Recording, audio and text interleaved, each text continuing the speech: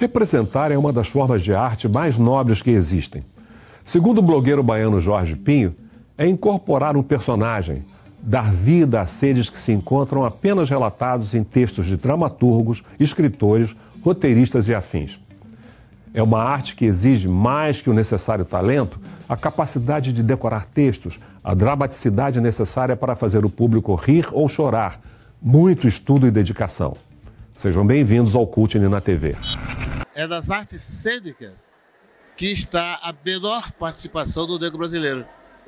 Porque você vê na literatura, seja como tema, até agora como escritor também, das artes plásticas em geral, né? Da pintura, da gravura, do desenho, do teatro especificamente, é aí que reside a grande ausência.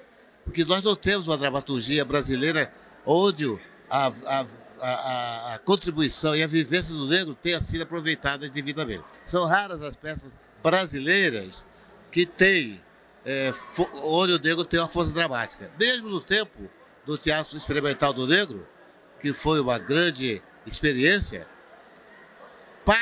eu diria até grande parte do repertório foi feito em cima de peças americanas, como foi o caso do Imperador Jones, do O'Neill.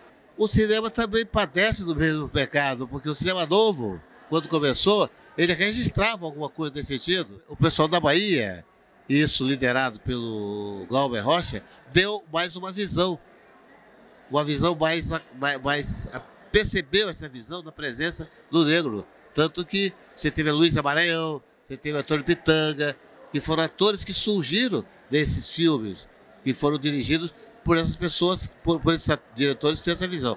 O Cinema Novo do Rio de Janeiro teve também a sua presença. Não se pode deixar de falar do Rio 40 Graus, do Nelson Pereira dos Santos, não se pode deixar de falar dos 5 vezes Favela, que reuniu 5 grandes autores brasileiros, diretores, que agora, numa feliz ideia do Cacá Diegues, voltou a ser feito 5 vezes Favela por nós, agora por nós mesmos, que é uma coisa muito inteligente e muito necessária, que é a visão do próprio negro de si mesmo. Nosso convidado de hoje nasceu num 13 de maio, lá nos idos de 1930. Sua iniciação teatral o levou ao Teatro Experimental do Negro de Abdias Nascimento, em que atuou na peça O Filho Pródigo. Como ator, passou 5 anos viajando por toda a América do Sul, América do Norte, parte da África do Norte e quase toda a Europa com a Companhia de Dança Brasiliana, da qual foi um dos fundadores, além de diretor artístico e bailarino. Foi nesse período que estudou antropologia na Universidade Sorbonne, na França. Lá conheceu Vinícius de Moraes, que o convidou para ser protagonista na peça Orfeu do Carnaval. No cinema, roteirizou e dirigiu Pista de Grama e, ao lado de Ruth de Souza, Grande Otelo e Milton Gonçalves, atuou em novelas e séries de TV. Como escritor, lançou cerca de 20 livros, entre os quais Fala Crioulo. Hoje vamos conversar com o ator, escritor, jornalista, diretor e produtor, além de salgueirense, Haroldo Costa. Haroldo, fala pra gente uma coisa, como é que foi começar essa carreira de ator numa época em que aos negros se reservavam papéis de inferioridade, subalternidade? Exatamente por isso. A gente estava cansado de ver sempre o ator negro em papéis secundários, mais do que secundários, às vezes era parte do cenário, e isso nos incomodava muito. Eu naquela época, era estudante do Pedro II, e eu fui para o Teatro Experimental do Negro, não foi para ser ator, mas foi para ser alfabetizador, porque o teatro o Abdias conseguiu da UNE um local para fazer os ensaios e um local para fazer um curso de alfabetização. E várias pessoas foram ajudar, né? Tinha o Ironido Rodrigues, que foi um grande intelectual negro, um cara maravilhoso. Teve várias pessoas. E meu pai, alguém deu a ele um panfleto falando sobre isso e tal. Ele chegou em casa e disse, pô, você tem que entrar nessa, tem que ajudar. Ele falou, claro, lá vou eu. Então eu fui para ser, entre aspas, professor, alfabetizando... Um educador? Educador, melhor a palavra, né? Para aquelas pessoas que moravam em torno ali da UNE, Flamengo, Catete, Laranjeira, empregadas domésticas, operários da construção civil, tinha metalúrgico.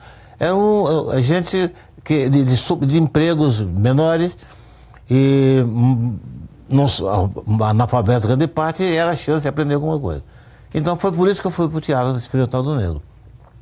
Fui pensado para ser ator por acaso, porque estavam montando a peça O Filho Pródigo, do Lúcio Cardoso, e os ensaios lá, como disse, lá no espaço que a Uni ofereceu. E faltou um ator, aí me chamaram para ler o papel, para compor. A Ruth já estava lá, a Ruth Souza, o Abílio Nascimento, o Aguinaldo Camargo, era um elenco de primeira. E lá fui eu ler o papel. E só aí, para substituir? Só para substituir. E fiquei com o papel. Aí fiquei, porque eu não. Nem sei porquê, o cara não voltou mais, era o Peregrino o nome do personagem. E eu fiquei e fiz. Bom, aí me incorporei ao Teatro Experimental do Negro. Descobriu essa. Descobri e me identifiquei, evidentemente. E aí achei que eu sempre. Né, teatro foi uma coisa que sempre me perseguiu um pouco. Mesmo quando eu morava com meus avós em Maceió, a minha tia era educadora e a gente montava coisas, e eu via coisas, pastoris, reisados e tal. Eu estava muito dentro desse mundo, né? Então eu voltei a este mundo quando eu entrei para o Teatro Experimental do Negro, que na época algumas pessoas diziam que era um teatro que ia confrontar, né? Por que Teatro Experimental do Negro? Mas é por causa disso, porque a gente ia ver as peças e não se reconhecia lá, né?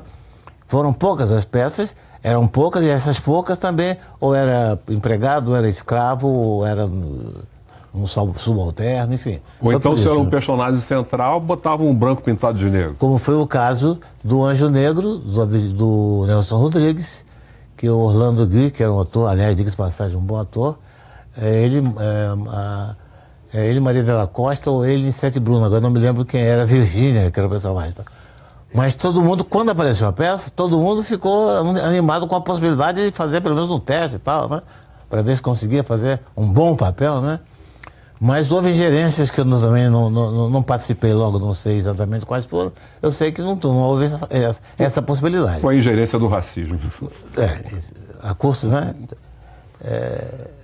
Uma boa definição. E aí, então... Mas, paralelamente, as coisas aconteciam. Quer dizer, não houve o Anjo Negro, mas, em compensação, teve o Filho Pródigo, teve a Aruanda, que era uma peça de Joaquim Ribeiro, peças escritas especialmente para o Teatro Experimental do Negro, pelo simples fato de que a literatura teatral brasileira é muito pobre. Era muito pobre e continua sendo, nesse ponto de vista. Nesse ponto de vista. Não tem, né? Então, as peças... O Filho Pródigo foi escrito pelo Lúcio Cardoso, especialmente, e o Joaquim Ribeiro, porque escreveu a Aruanda. Depois o teatro montou uma peça do O'Neill, que era... O Imperador Jones. Imperador Jones e Todos os Filhos de Deus têm asa. E o O'Neill gentilmente, cedeu os direitos para a apresentação das suas peças para o Teatro Experimental do Negro. Como é que foi para você, então, ser parte do Teatro Experimental do Negro, que é um marco na nossa história, né, desse ponto de vista das artes cênicas? Eu diria que vai além, né? Além das artes cênicas, era um grande pretexto, mas o Teatro Experimental do Negro editou o Quilombo, que também foi um jornal pioneiríssimo, né? Convocou um congresso, fez um concurso, Cristo Negro, a visão do Cristo Negro por vários autores, inclusive a Djanira, que era uma pintora primitiva, ela ganhou o concurso, né? E teve a Miss não era a Boneca de Piche. Boneca de Piche. Rainha das Mulatas. Tudo isso eram coisas que faziam parte do ideário, digamos assim, do Teatro Experimental do Negro. Não se constituiu apenas para teatro. Tinha uma visão mais ampla e era atacar, ir para os lugares. Era o teatro como uma forma de conscientização. Exatamente. Pode ser que hoje, boneca de piche, hoje seria uma coisa condenável, né? Não politicamente correto. Mas acontece que naquele momento é necessário. Perfeito. Porque pôs em relevo a beleza da mulher negra. E era a linguagem da época também. E a linguagem da época, né? E era uma coisa que mais do... Era um elogio, né? Sobretudo, né? A boneca de piche, porque não tem as bonecas de cera. Né? Então o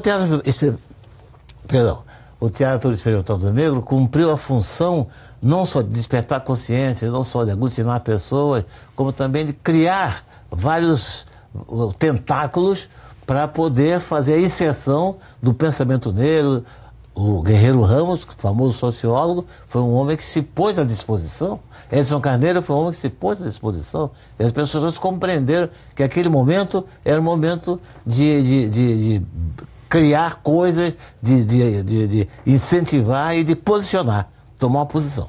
E como é que nasce a ideia do Brasiliana? O Brasiliana foi na verdade, foi uma cisão no Teatro Fernando Negro. Alguns colegas e eu fizemos uma cisão, acharam que a Bidia estava escolhendo um repertório que não nos dizia a respeito, como jovem, 18 anos, sabe? É hora de contestar mesmo, né? É. Aí nós fizemos um grupo chamado Grupo dos Novos, para o qual eu escrevi uma revista chamada Rapsódia de Ébano, que era nada mais nada menos do que uma história retrospectiva da presença do negro na dança, no canto, no folclore brasileiro. E essa peça não foi montada, mas foi ensaiada, e houve uma evolução e várias ajudas, várias pessoas que chegaram lá, e etapas que foram sendo vencidas até se constituir o Teatro Folclórico Brasileiro. Foi com esse nome que foi estreado, fizemos aqui no Teatro Ginástico, fizemos no Teatro Municipal e tal.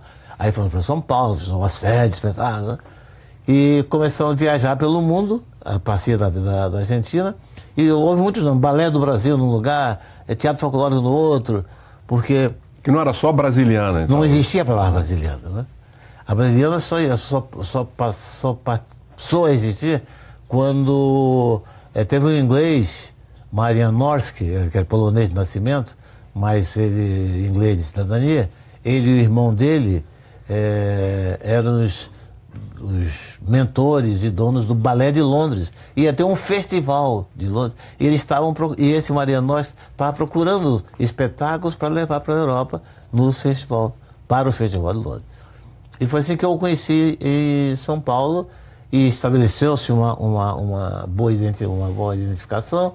O Mestre Ascanazzi, que era o empresário e foi o primeiro mentor do grupo também, e era polonês também. Eu sei que com o tempo a gente chegou a um momento que já estava para ir para a Europa mesmo, depois de fazer vários países da América do Sul, e dizer, balé folclórico não é, porque balé, teatro, porque a gente mudava de acordo com a plateia. Sim. Aí eu me lembrei que tinha uma coleção de livros da Companhia Editora Nacional, se não me engano, que se chama Brasiliana. Aí eu falei, pô, Brasiliana é um bom nome, né? Aí eu sugeri e foi aprovado por unanimidade. É Brasiliana. Então ficou Brasiliana. Porque Brasiliana é um contexto que envolve as coisas do Brasil. Exatamente. E foi uma passagem por vários, pela América Latina de geral, toda. pela América do Norte, África do pela Norte, Europa, pela África do Norte. Qual foi a sua experiência na África do Norte? Nós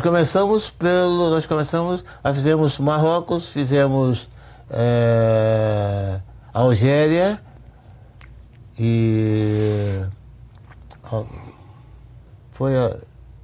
basicamente Marrocos, fez Casablanca, etc. Não fomos a chamada África Negra. A gente fez só a África acima do Saara, né? Mas foi uma experiência, né? Uma experiência porque eles não tinham visto. Era uma experiência em vários lugares que as pessoas não tinham visto nada, porque era uma companhia mista, majoritariamente negra. Não por sectarismo, nem por...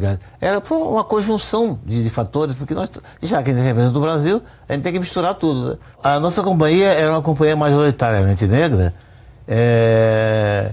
porque já que nós estávamos representando o folclore brasileiro, que é feito de várias etnias, de várias contribuições europeias, africanas e tal, então tem que misturar mesmo, né? Então era um misto quente, porque você tinha tudo ali, né? E essa é uma das características do meu trabalho até hoje. Os meus shows sempre são shows onde tem preto, tem branco, tem até japonês, né? Quem aparecer, porque é o cadinho brasileiro que está ali, entendeu? E nós vamos voltar a esse tema no próximo bloco.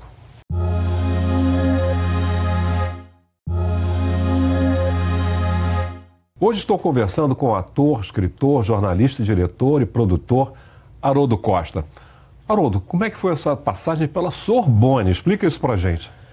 É o seguinte, nós estávamos em turnê pelo mundo, né? E éramos 30, 40 pessoas, né? Entre bailarinos e ritmistas, e músicos. E a gente fez, antes de chegar à Inglaterra, que o objetivo era o tal do festival, que já tinha acabado, mas de qualquer jeito. Era um festival em Londres. Era um festival em Londres. A gente começou, na verdade, pela Itália. A gente começou em Milão, fazendo o teatro Sistino foi Roma. Agora não me lembro do teatro de Milão, mas o teatro muito importante, que era um bom teatro. Tal. E fomos, finalmente, tínhamos que ir à França. A França era a rota natural, né? E a gente foi para um teatro chamado Teatro L'Étoile, em Paris. Imagine você que a gente entrou depois de uma temporada de 6 meses do cantor e ator maravilhoso Yves Montand. Que fez um filme chamado O Salário do Medo, que tinha estourado, e todo mundo viu. Grande cantor e ator. Grande cantor e ator, casado com uma grande atriz, que era Simone Signoret. Enfim, é uma responsabilidade, né? O cara vai ser, a gente entra e tal. Bom, nós entramos para fazer 1 mês, né? Nós ficamos 6 meses, nós ficamos 3. Né? Bom, nesse período, 2 coisas importantes aconteceram, por exemplo, na minha vida pessoal. Na minha vida pessoal é besteira, na minha vida. Como eram 3 meses, nós fizemos, o contrato foi estendido por causa do sucesso inegável que aconteceu. O chamado Tout Paris teve na nossa estreia. Você teve lá Jean Cocteau, Jean Marais, teve o Jean-Louis Barrault, Edith Constantine, Léo Shellac, enfim. O chamado Tout Paris mesmo foi a nossa estreia, balançou, né? Os jornais. Paris inteira. François, Le Monde, Liberté, Art et Spectacle, que era um jornal semanal que tratava com o próprio nome de artes e espetáculos. Então, realmente, a gente ficou um pouco na moda. E deu sorte, porque no mesmo momento estava havendo uma exposição do acervo do Museu de Arte de São Paulo. Então, a intelectualidade brasileira, mais ligada a esse assunto, estava lá. Você estava lá Agostinho Rodrigues, estava lá Otto Maria Carpo, enfim. E nós estávamos a cereja do bolo, sem querer fomos a cereja do bolo. Porque depois do essas coisas do destino, né? E foi nessa que nós tínhamos, logo chegamos, nós tínhamos que cumprir uma determinação da municipalidade da França, que era pagar um imposto sobre não sei o que lá do espetáculo. Aí só havia uma maneira, era o espetáculo ser declarado de valor cultural, e para isso tinha que ter o aval da Embaixada do Brasil. E eu fui, essas coisas sobravam para mim sempre. Lá fui eu para a Embaixada do Brasil falar com a Adido Cultural, que era a pessoa indicada, pedindo que desse esse aval, que desse esse apoio. E eu já estou adivinhando quem era esse Adido. Vinícius de Moraes. Que eu não conhecia pessoalmente, conhecia a poesia, é claro, tinha lido muito sobre ele, e conhecia essa figura maravilhosa, inesquecível, que ficou meu amigo para a vida inteira, chamado Vinícius de Moraes. Vinícius, durante os 3 meses, ele praticamente foi todas as noites lá. E se encarregou de apresentar pessoas. Eu conheci o Paulo Carneiro, que é o presidente da Unesco. Enfim, ele me deu grandes empurrões, né? Eu fui à embaixada para conseguir esse apoio, que era indispensável para a gente. Não ia morder, o fisco francês ia morder um pedaço bastante significativo do resultado financeiro da apresentação do espetáculo, né? E foi aí que eu fui falar com o Adido Cultural, e imagine você que foi quem? Vinícius de Moraes. Vinícius de Moraes. Ficou meu amigo a partir dali e para sempre. Vinícius me deu muitas oportunidades, me apresentou a muita gente importante em Paris, Paulo Carneiro, que era o presidente da delegação brasileira na Unesco, Luiz Heitor Correia de Azevedo, que era um grande musicólogo, e por aí afora, né? E tinha a famosa exposição do acervo do Museu de São Paulo com a intelectualidade brasileira presente. Pô, nesses 3 meses eu falei, não vou ficar aqui de bobeira só indo né, ao cinema, eu vou ver se tem alguma coisa no Sorbonne, que era o sonho, né? Aí fui lá e tinha uma apresentação dos cursos de verão, nós estamos falando do mês de maio, né? Aí eu vi lá, sintaxe bizantina. Aí eu falei, não, essa não. Nada a ver. É forte. Também não chegamos a tanto. Aí passamos para outra, etnologia afro-brasileira. Professor Roger Bastide, que que eu tinha conhecido em São Paulo, que ele foi um dos fundadores da USP. Sim, ele na foi, década né, de 30. Não é? Exato. Eu conheci já mais tarde, evidentemente. Foi um encontro rápido, mas foi com uma cor, né? Então, aí eu me inscrevi e fiz o curso de etnologia musical. E o seu francês era bom para poder... Era bom, graças ao Colégio Pedro II, né? O colégio padrão. Parle bien le français. Un peu, monsieur, un peu, juste un peu. Mas aí... aí, a Vinícius ia toda vez com a gente, todo dia e tal. Foi aquela festa permanente, né? Paris é uma festa. Bom, no último dia ele ofereceu uma feijoada pra gente, porque o Vinícius tinha mania de cozinhar, né? Então ofereceu, nós íamos pra... Cozinhava bem? Bem. Ele... cozinhando para Dinamarca, então ele fez uma feijoada para oferecer ao elenco. Aí Vinícius me chamou na casa dele, casado com a Lila Boscoli, irmã de Ronaldo Boscoli. Aí me chamou, eu quero te mostrar uma coisa. Aí ele me mostrou. Era a peça Orfeu da Conceição, que tinha ganho um prêmio no 4º de São Paulo. Nunca tinha sido montado, evidentemente, mas ele estava a peça. Aí ele me deu, aí eu deixei o feijão um pouquinho de lado e comecei a ler.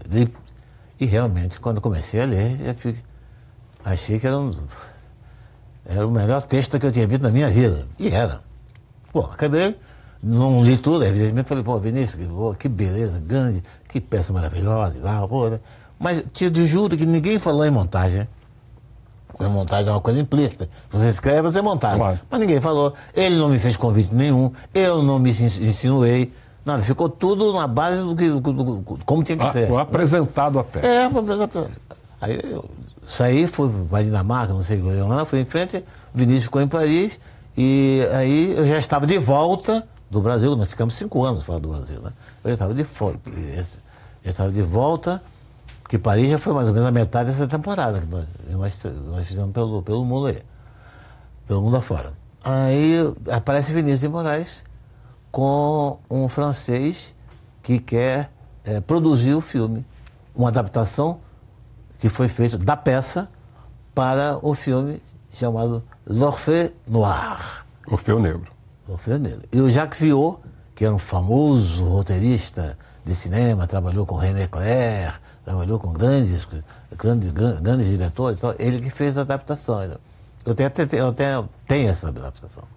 Mas atrasou e tal, o dinheiro não veio, não sei o quê, tá? Aí quando o Vinícius, depois de um tempo já aqui de férias, as férias esgotando, e não acontecia o negócio, ele estava desistindo mesmo, não? Já que viu, voltou. Tá? Ele aí deu mais uma feijoada. Aí na casa dele, ali na rua Henrique Dumont, que era uma meca de festa de intelectuais. Tá? Lá eu conheci uma noite só Rubem Braga, Sérgio Porto, Lúcio Rangel. Você vê que o negócio o pau comia. O negócio era, né, maravilhoso. E aí o Vinícius, no meio da festa, tinha um cara lá, marroquino, que namorava uma conhecida da Lila, quase irmã da Lila, a Jerusa, e ele disse, olha, o filme eu não faço porque o filme é muita grana, mas a peça eu monto. E aí foi o né? A deixa. Foi a deixa. Aí o Vinícius se entusiasmou e começou a convocar gente, coisa e tal. Aí chamou Oscar Niemeyer para fazer o cenário, conheceu o Tom no Bar Vilarinho, apresentado pelo Lúcio Rangel, onde o Tom disse aquela frase que ficou famosa na música brasileira, na história da música brasileira, depois que ele teve um papo com o Vinícius lá no Vilarinho. Aí, porque o Vilarinho tinha uma mesa onde todo mundo estava lá, todo mundo que importava. Jatobá, Haroldo Barbosa, o próprio Vinícius, Paulo Mendes Campos, e todo mundo que você queria encontrar, estava lá. Aí Vinícius saiu de lá e foi para a mesa dele, tá, e o Tom continuou lá. O Lúcio Rangel, que tinha feito a apresentação, voltou. E, como é? O papo lá, como é que foi com o poeta? Aí o Tom falou, foi legal, eu gostei muito. Agora me diga uma coisa, Lúcio, tem dinheirinho nisso?